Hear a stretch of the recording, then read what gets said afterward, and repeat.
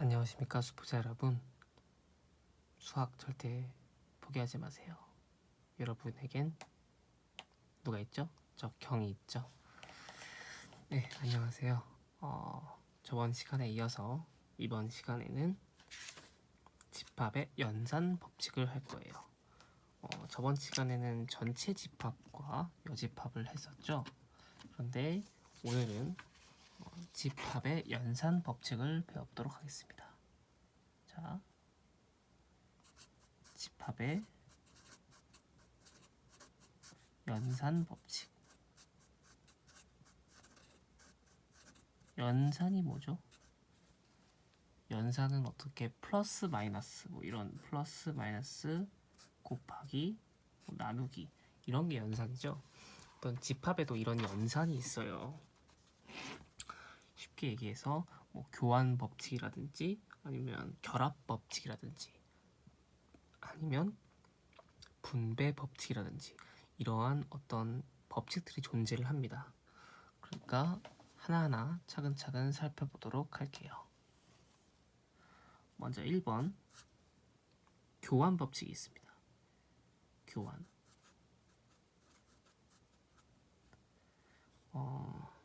A와 B의 합집합은 B와 A의 합집합과 동일하다. 교환 법칙이 성립된다는 거죠. 그러면 합집합이 이랬으니까 교집합도 똑같이 성립이 되겠죠. 이렇게 교환 법칙이 성립합니다. 자, 2번 결합 법칙이 성립합니다. 결합 법칙. 뭐 일단 여기 한번 숫자로 얘기를 들어볼게요. 교환 법칙에서 2 곱하기 3이나 3 곱하기 2나 똑같죠.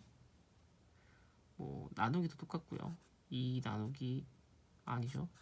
뭐 2 더하기 3이나 3 더하기 2나 똑같죠. 뭐 그런 예시라고 들 수 있습니다. 자, 결합 법칙은 예를 들어서 이렇게 나타내 볼게요. A 합집합 B가 있고 합집합 C가 있다고 봅시다. 이거는 뭐랑 똑같냐? 이 괄호가 이렇게 가도 된다는 얘기예요. B 합집합 C. 이렇게 A 합집합 B 합집합 C, A 합집합 B 합집합 C가 괄호가 어느 쪽으로 가도 결합 법칙이 성립한다는 것이죠. 이해되셨나요? 네. 그 다음 어떤 게 있냐? 교집합이 있겠죠? A 교집합 B 교집합 C가 있을 거고, 이거가 어떤 것과 똑같을까? 이 괄호가 뒤로 가면 되겠죠? A 교집합 B 교집합 C 이런 식으로 갈 수도 있겠네요. 자, 그 다음에 분배 법칙이 있습니다. 분배 법칙. 이거는 이렇게 나타낼 수 있어요. 예를 들어서 3 플러스 2가 되면 어떻게 되죠? 원래 3 더하기는 5니까 5, 2, 10 해서 10인데 이렇게 분배할 수도 있어요. 2 곱하기 3 분배하는 거죠. 2 곱하기 3 더하기 2 곱하기 2죠. 6 더하기 4는 10 이런 느낌이라고 볼 수 있습니다. 그래서 분배 법칙을 볼 때 A 합집합 B 교집합 C가 있다면 어떻게 분배할 수 있을까요? 이거는 결합 법칙이 성립하지 않아요. 이유가 뭘까요? 왜냐? 이렇게 결합 법칙이 성립했을 때는 수식이 다 같았어요. 합집합끼리 있었고 교집합끼리 있었죠. 합집합끼리 있었고 교집합끼리 있었죠. 더하기도 곱하기도 마찬가지입니다.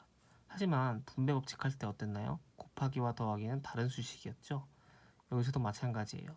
합집합과 교집합은 다른 수식이라고 생각할 수 있겠죠. 다른 방식이기 때문에 얘는 이 괄호가 앞에 갔다 뒤에 갔다 이렇게 왔다 갔다 하면서 결합 법칙이 성립하진 않습니다. 그래서 이 같은 경우에도 분배 법칙, 말 그대로 분배예요. 이렇게 분배를 하고 이렇게 분배를 한다고 생각하면 됩니다. 먼저 이 A 합집합 B를 해주고 괄호를 여기서 해주죠. 그 다음에 이게 더하기라고 생각하면 돼요. 아까 했던 더하기를 여기 중앙에 있었죠. 이 교집합이 가운데 있고 그 다음에 A 합집합 C가 분배 법칙으로 간다. 이런 식으로 생각할 수 있습니다. 반대로 이걸 그러면 교집합과 합집합을 뒤집어 볼까요? A 교집합 B 합집합 C다. 자, B 글씨가 좀 이상하죠? 이거 어떻게 할까요? 이거를 먼저 분배를 한다. A 교집합 B를 분배를 합니다. 그 다음에 가운데 있는 거 써주고 다시 A 교집합 C를 분배를 해주면 되는 겁니다. 여기까지 이해가 되셨나요? 분배 법칙이 좀 중요했고요.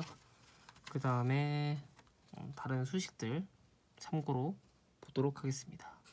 4번 A 합집합 A는 뭘까요? 자기 자신과 자기 자신의 합집합은 자기 자신이죠. 그쵸? 그리고 자기 자신과 자기 자신이 겹치는 건 뭐예요? 자기 자신이다. 그러니까 자기 자신끼리 합치거나 겹치는 건 자기 자신뿐이다. 그런 거겠죠? 그다음 5번 A 합집합 A 교집합 B는 뭘까요? 이거는 A입니다. 그리고 A 교집합 A 합집합 B는 뭐예요? 이건 A입니다. 이 5번을 흡수 법칙이라고 한대요.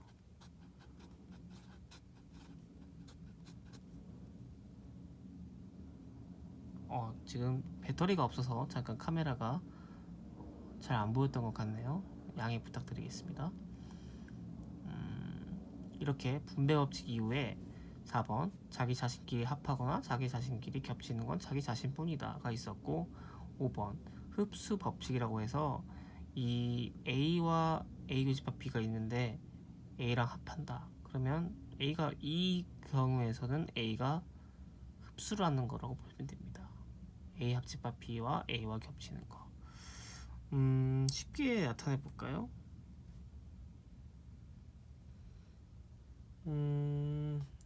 벤 다이어그램으로 증명을 할 수가 있어요. 뭐 경우가 여러 가지가 있겠죠. 이런 모양이 일반적이죠. 자, 여기서 5번에 1번을 볼까요? A 교집합 B가 어디예요? 저 뒤에 있는 거 먼저 해볼게요. A 교집합 B가 여기네요. A 교집합 B와 A와 합치면 뭐가 됩니까?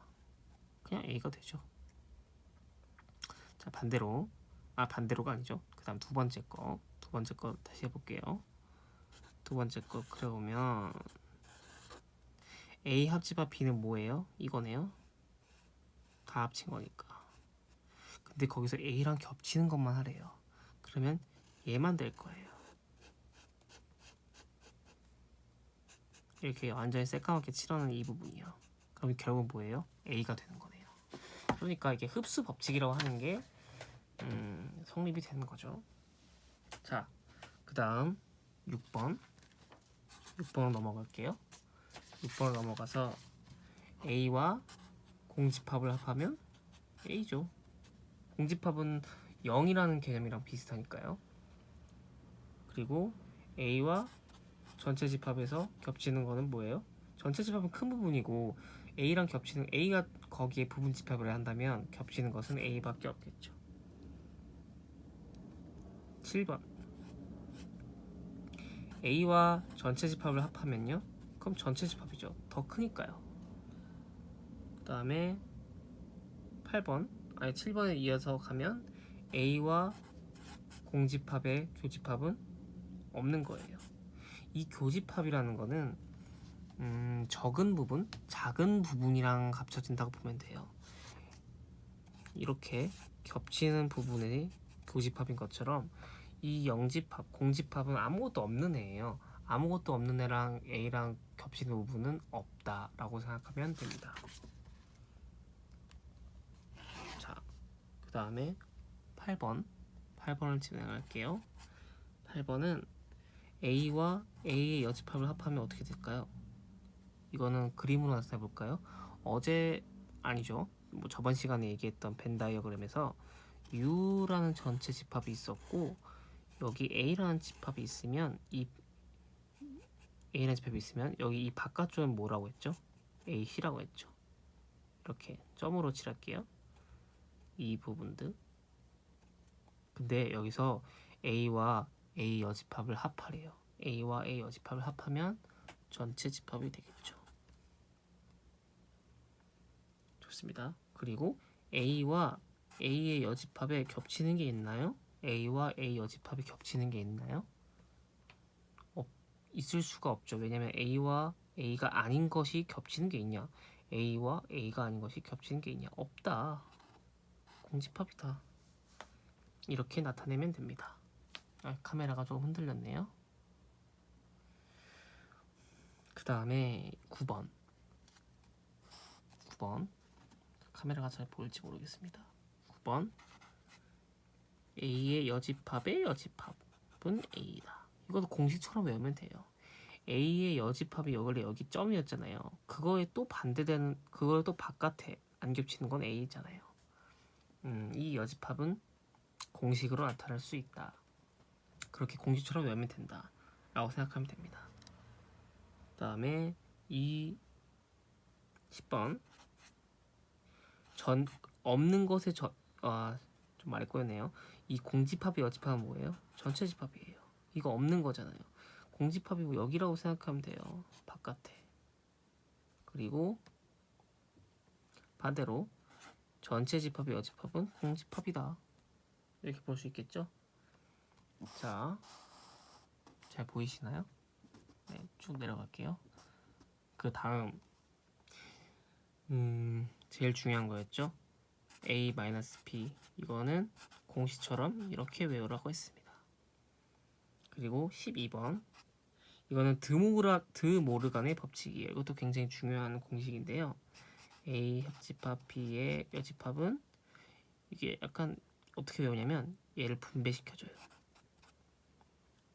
이렇게. 그 다음에 얘를 뒤집어줍니다. 이렇게 외우면 돼요. 그럼 반대인 경우도 해볼게요. A 교집합 B의 여집합은 C를 각각 씌워주고 뒤집어준다. 이렇게 생각하면 됩니다. 이게 드모르간의 법칙이에요. 드모르간의 법칙.